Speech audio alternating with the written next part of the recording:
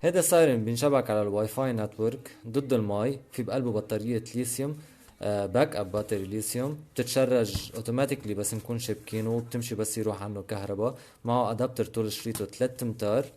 الصوت تبعه 109 دي بي، وفي عليه ضوء مثل ما شايفين من قدام. حورجيكم وسمعكم صوته. اليكسا اكتيفيت الارم سايرن.